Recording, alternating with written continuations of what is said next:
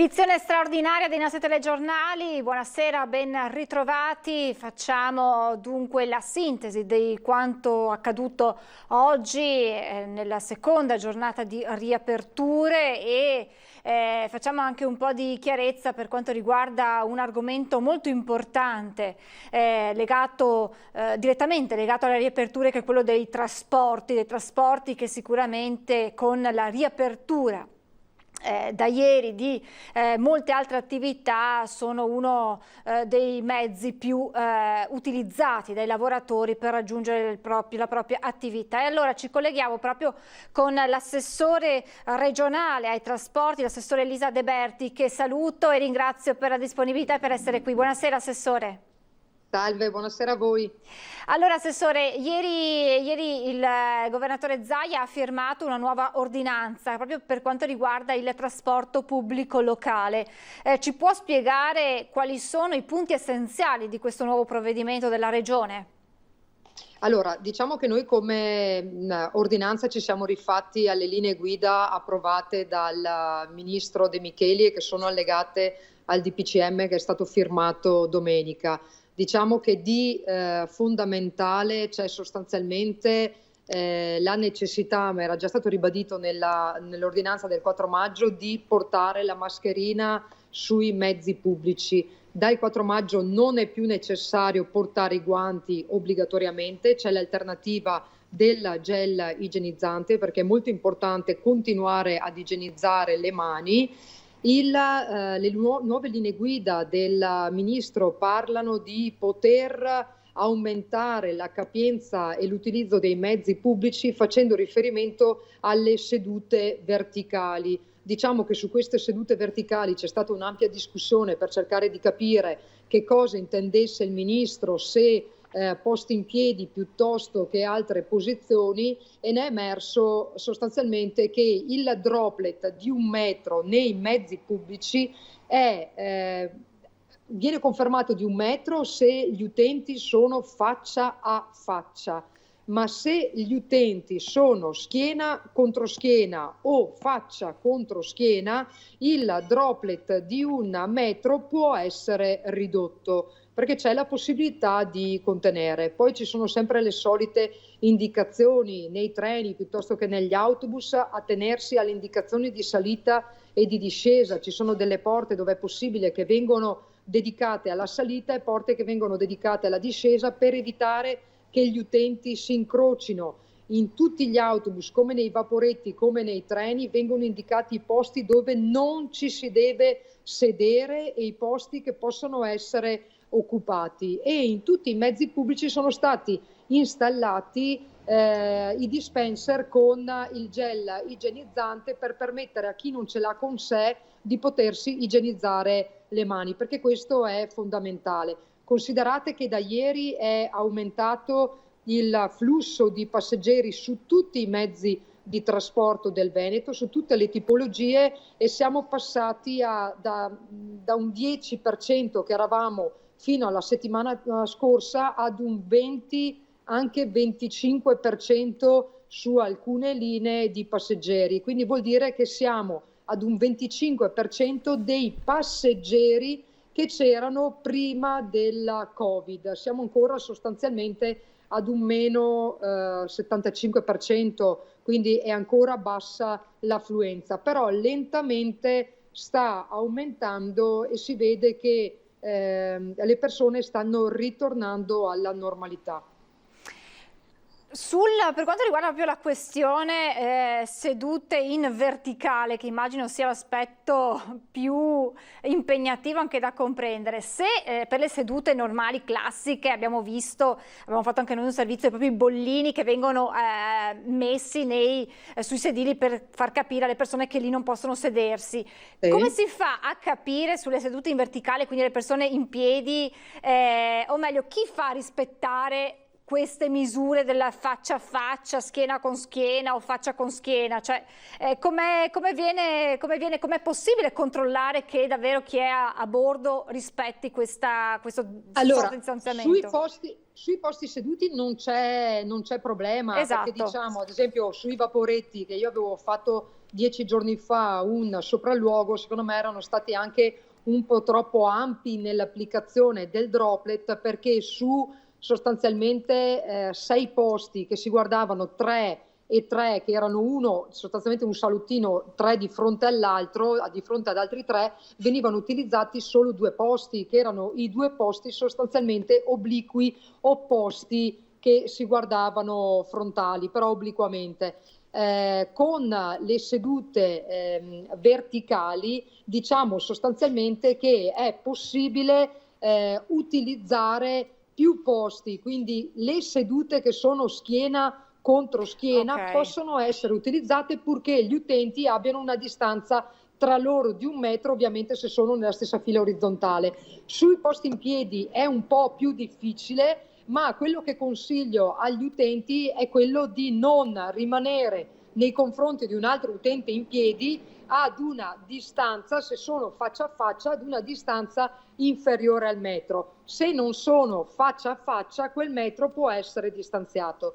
Il problema dei controlli è un problema che c'è da quando sostanzialmente si sono iniziate le riaperture dal 4 maggio, ma anche prima vi erano delle problematiche. Noi l'abbiamo sottoposto al Ministro e nelle linee guida vengono sostanzialmente, diciamo, tra virgolette, scaricato l'onere del controllo alle aziende di trasporto e alle forze dell'ordine. Però mettetevi anche nei panni delle aziende di trasporto, non può un autista con un autobus mezzo pieno, perché comunque con questo discorso delle sedute verticali abbiamo dovuto porre un limite quantitativo alla capienza degli autobus e abbiamo aggiunto alla dicitura delle sedute verticali, che ci tengo a dire, le sedute verticali sono una dicitura contenuta nelle linee guida che sono state scritte dal Ministero. Noi abbiamo messo come capienza massima il 50% dei posti omologati. Sicuramente il controllo è la parte più difficile ed è quello che le regioni avevano messo sul tavolo durante l'incontro con il Ministro, perché non siamo d'accordo che l'onere del controllo venga scaricato sulle aziende, perché l'autista non può guidare il mezzo e preoccuparsi anche di verificare che le distanze o le indicazioni all'interno dell'autobus vengano rispettate. Questo, diciamo, rimane sempre il tallone d'Achille di queste linee guida,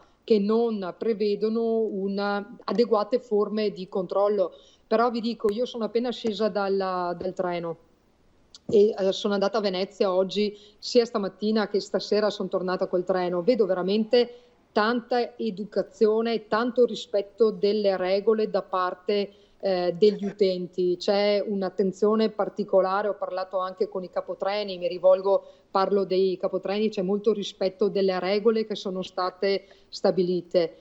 Ci vuole anche tanta collaborazione da parte degli utenti, sicuramente, perché altrimenti le aziende di trasporto da sole non ce la fanno, e scaricare sulle forze dell'ordine non è possibile, perché ovviamente le forze dell'ordine non possono essere presenti su tutti i mezzi di trasporto. Tenete presente che, a parte alcune linee che sono particolarmente cariche, dove le aziende di trasporto hanno indicazione di potenziare il servizio, grandi problemi tra ieri e oggi non ne sono stati rilevati. Considerate che io ho ricevuto fino a ieri decine di mail tutti i giorni. In particolare non vi nascondo che le criticità maggiori le abbiamo avute su Venezia con ACTV. Ci sono state tante difficoltà da gestire, molte segnalazioni che abbiamo girato ad ACTV, però tra ieri e oggi diciamo che la situazione, pur aumentando l'utenza,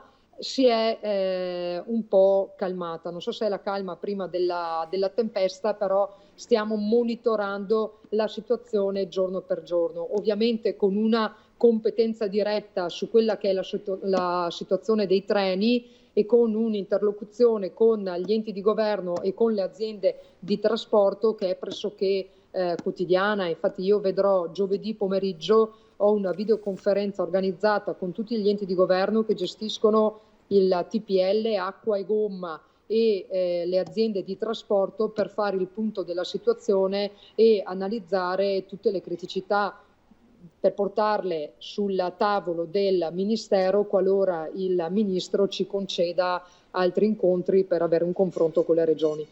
Assessore, lo so che è troppo presto perché insomma è appena iniziata la fase 2, per cui è una domanda che anticipa i tempi, però si sta già ragionando quando poi riapriranno le scuole, perché prima o poi le scuole riapriranno e quindi lì ci sarà veramente la prova del 9, perché sappiamo come il problema dei trasporti sia già sentito nella normalità con gli studenti, immaginiamo che lo sarà ancora di più a settembre, visto che poi insomma il tema del coronavirus sicuramente sarà ancora vivo anche a settembre con l'autunno, ecco. Allora, considerate che la questione delle scuole è la questione che mi toglie, diciamo, un po' il sonno, perché poter organizzare un servizio di trasporto pubblico idoneo con l'applicazione del droplet, così come l'hanno previsto, riuscire a portare tutti gli studenti che portavamo l'anno scorso a scuola in tempo utile per poter iniziare le scuole sarà difficile, soprattutto se non conosciamo l'organizzazione della scuola, perché fino a questo momento noi non abbiamo nessuna indicazione di come le scuole verranno organizzate. 2 turni, didattica a distanza, verranno organizzate delle entrate differenziate durante la mattina, non abbiamo nessuna indicazione, abbiamo tante dichiarazioni ma nulla di fatto e non abbiamo neanche certezza che vi sia un confronto costante, me lo auguro, auspico che ci sia,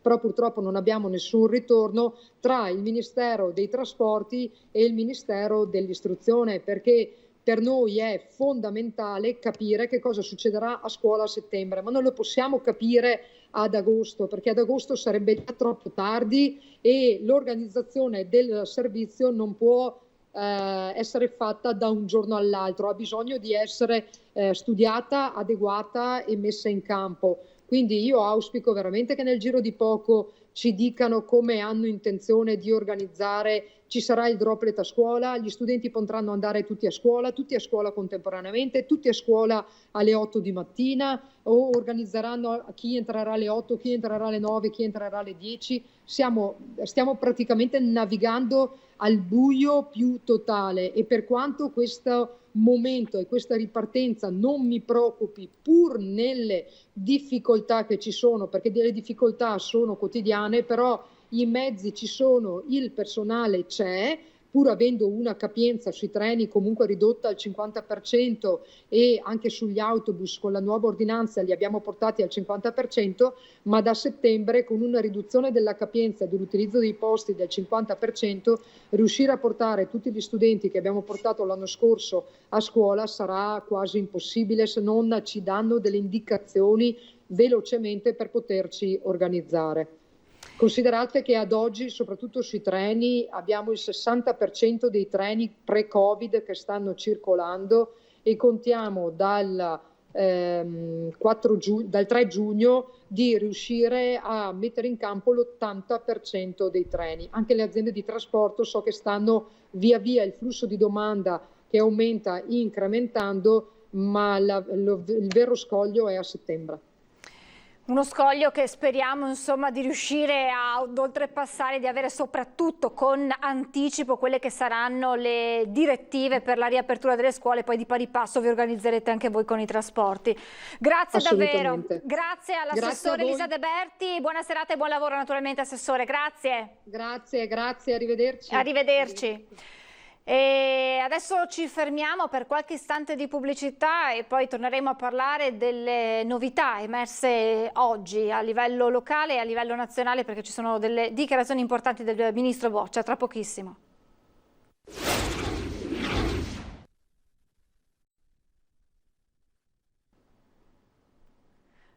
Eccoci in diretta con la nostra edizione straordinaria, seconda giornata di riaperture e esercizi pubblici alle prese con le nuove normative, non certo facili da applicare, mancano ancora alcuni dettagli da chiarire, almeno dalle considerazioni, dalle chiamate, dalle domande che arrivano anche in redazione, quindi i prossimi giorni saranno fondamentali per mettere a punto tutto il sistema e naturalmente anche alle prese con quelle che sono tutte le questioni economiche con le quali devono fare i conti gli esercenti, alle prese con la riapertura dopo 2 mesi e mezzo di lockdown. Dovremmo avere in collegamento.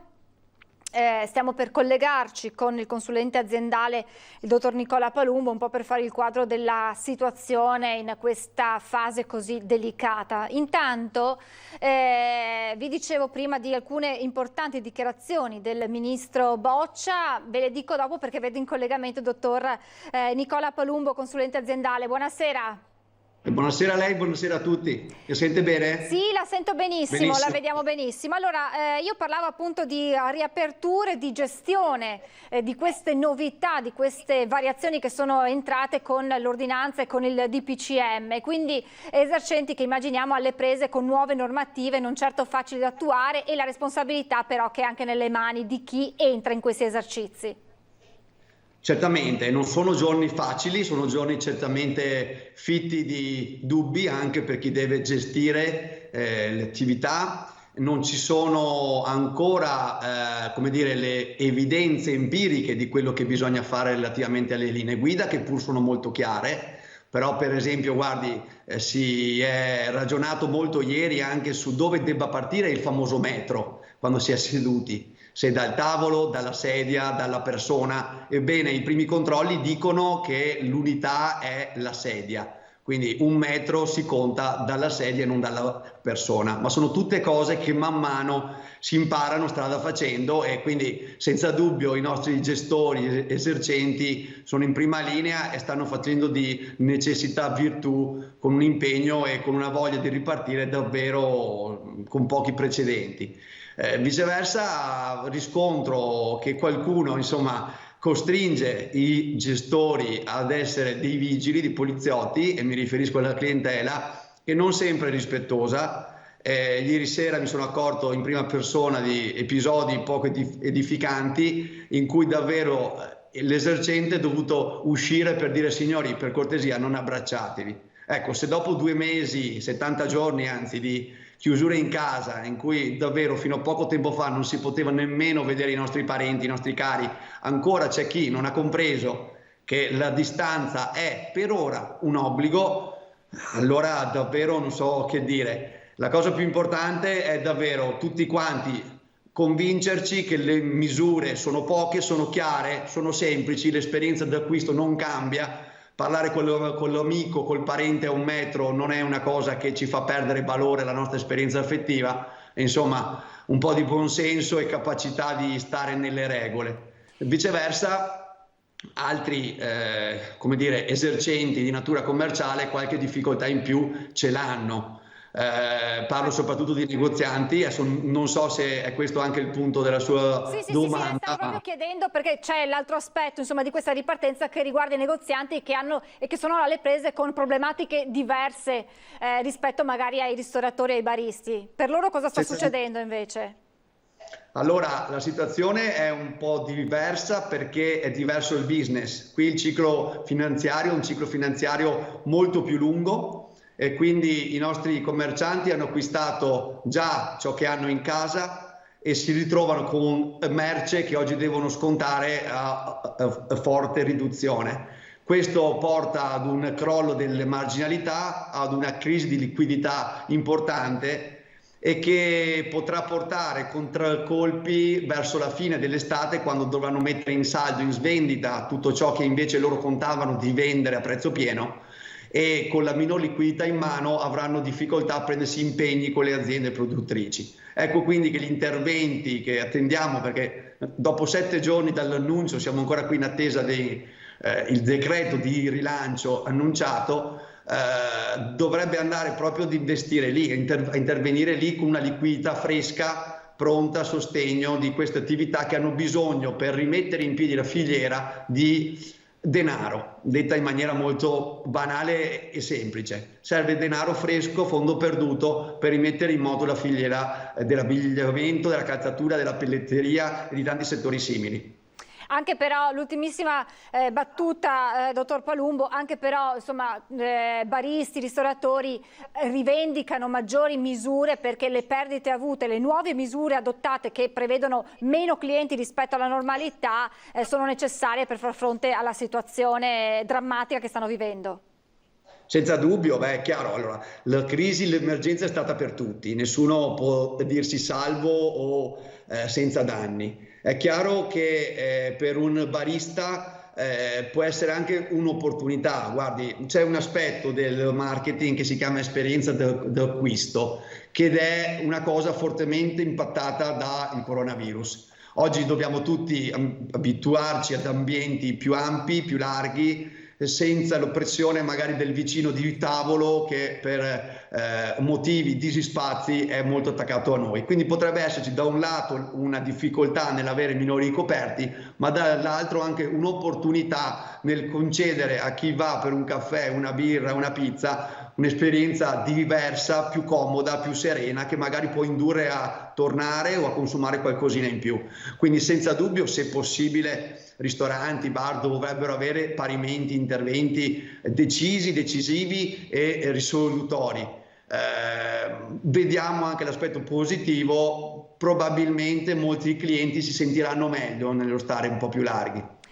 Grazie, giustamente una lettura diversa di questa fase. Grazie davvero al dottor Nicola Palumbo, consulente aziendale, buon lavoro e a presto, torneremo ad aggiornarci con lei. Grazie, buona serata, arrivederci. Ne faceva proprio riferimento all'inizio del collegamento il dottor Palumbo, delle situazioni che si sono vissute ieri, di assembramenti e di problematiche insomma legate proprio alla cattiva gestione di questa riapertura, soprattutto da parte dei clienti che con l'euforia e l'entusiasmo della riapertura non hanno seguito quelle che sono i dispositivi, le misure necessarie per evitare il contagio, ovvero uso della mascherina e distanza di sicurezza. Vediamo che cosa è successo proprio ieri sera a Padova.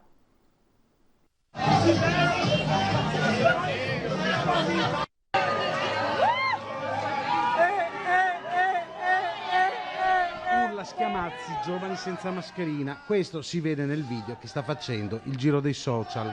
Forse una festa di fine quarantena, con l'unico problema che nessuno può ancora dirsi fuori pericolo. Il tutto si è concluso anche con l'arresto di un giovane padovano. Dopo una serata relativamente tranquilla, come testimoniato anche dalle nostre dirette, verso l'1:30, complice forse qualche spritz di troppo, inizia la baldoria. C'è chi balla e chi fa piegamenti sulle braccia, attaccato ai tiranti delle colonne. Un pandemonio che ha portato all'intervento di 2 pattuglie della polizia locale e dei carabinieri del gruppo radiomobile della compagnia di Padova. Al loro arrivo, un 23enne padovano ha iniziato ad offenderli e ha provato a schiaffeggiarli. Gli agenti lo hanno quindi arrestato per resistenza ed oltraggio. Le forze dell'ordine sono intervenute proprio per disperdere i giovani che fino a notte tarda assiepavano i bar aperti. Il giovane è stato raggiunto dai carabinieri, ma non ha voluto fornire subito le proprie generalità e ha colpito al volto un militare rivolgendosi a loro con frasi ingiuriose. Il 23enne è stato portato nelle celle di sicurezza della caserma di Via Rismondo in attesa del processo per direttissima. Il locale davanti a cui è successo il tutto ora rischia anche la chiusura da 5 a 30 giorni, essendo già stato multato qualche settimana fa.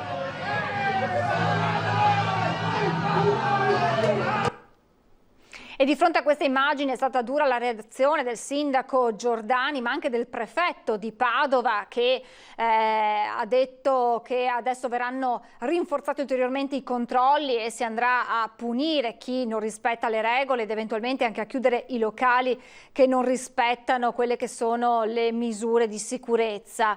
E parole dure le ha usate anche il governatore Zaia oggi in conferenza stampa, che ha detto che se dovessero ripetersi immagini come queste e i numeri del contagio dovessero tornare a salire, sarà costretto a chiudere nuovamente tutto. E quindi un avvertimento ai cittadini, invitandoli a tenere duro almeno fino al 2 giugno, quando scadrà l'ordinanza adesso in vigore, e quando, come aveva detto ieri, si spera che i dati siano confortanti, che quindi si possa allentare un po', allentare ulteriormente le misure, quindi l'uso della mascherina resterà obbligatorio solamente laddove non si possa rispettare le distanze di sicurezza e naturalmente nei luoghi chiusi, quindi nei negozi, in tutte quelle attività al chiuso. Certo è che se si continueranno a vedere episodi di questo genere, il rischio di un ritorno del contagio e quindi di una risalita della curva epidemiologica è molto elevato. In tal senso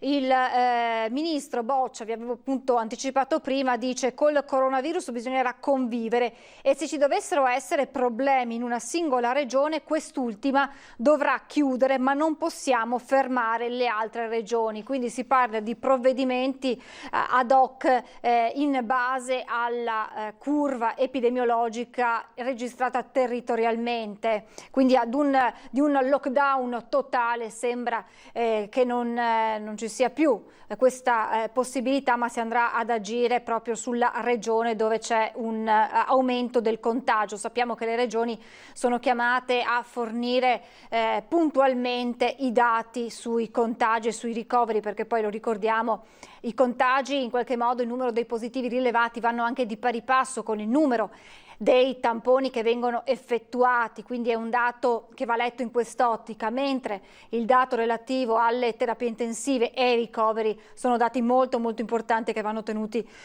sotto osservazione.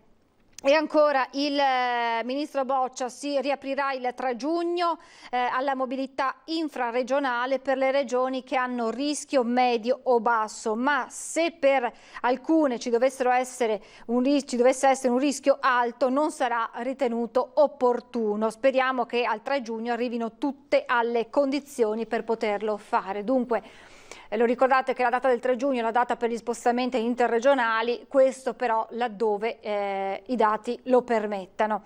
E poi un chiarimento che arriva invece dal Viminale, che suona come una risposta a quei governatori che avevano annunciato chiusure dei propri confini regionali per limitare l'arrivo soprattutto dalle regioni del nord. Ebbene, a partire dal 3 giugno gli spostamenti tra regioni diverse potranno essere limitati solo con provvedimenti statali adottati in relazione a specifiche aree del territorio nazionale, secondo principi di adeguatezza e proporzionalità al rischio epidemiologico effettivamente presente in dette aree.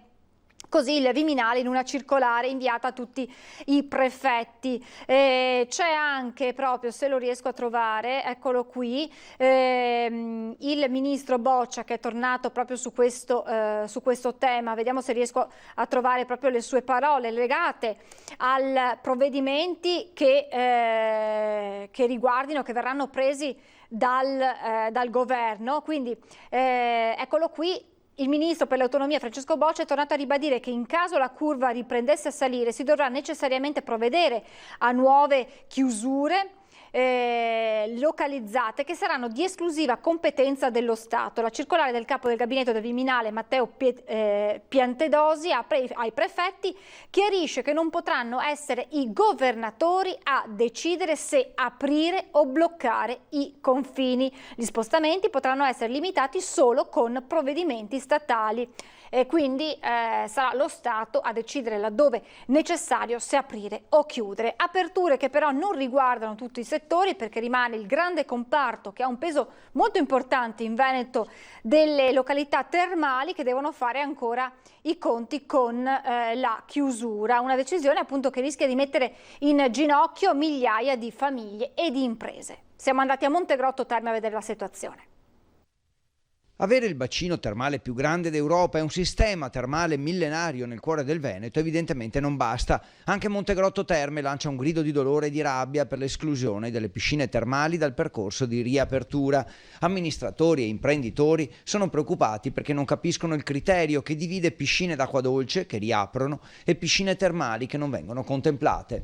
scelta irragionevole che rischia di compromettere ulteriormente una situazione che vede i nostri alberghi, le nostre strutture alberghiere già penalizzate perché di fatto sono chiuse da mesi, quindi va a compromettere una situazione che di per sé è già tragica. L'Associazione Nazionale Comuni Termali vuole che le piscine vengano fatte rientrare nel percorso di riapertura alla pari delle piscine di acqua dolce. Noi sindaci riceviamo questi decreti, riceviamo queste ordinanze, dobbiamo poco interpretarle, dobbiamo adeguarle e farle rispettare sul territorio, quindi anche noi abbiamo veramente zero margini di manovra se non quello di scrivere, telefonare, appellarci al consigliere regionale di turno, ma vi assicuro che è veramente desolante uno scenario del genere. E le cifre di lavoratori e imprese coinvolte danno chiaramente l'idea del dramma. Potenzialmente a casa significa togliere una delle caratteristiche principali dei nostri alberghi, che sono famosi non tanto per le piscine che può avere qualsiasi altro albergo,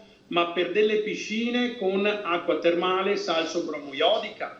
C'è anche un'altra questione da dire: alcune piscine sono sia in parte termali sia in parte ad acqua dolce, quindi non viene veramente contemplata la peculiarità della nostra destinazione turistica. Tutto questo significa rallentare la riapertura degli alberghi, mettere in difficoltà gli albergatori e le loro imprese. Se non si fa impresa, non si genera ricchezza ed è tutta una catena e si rischia di creare ulteriori disastri economici.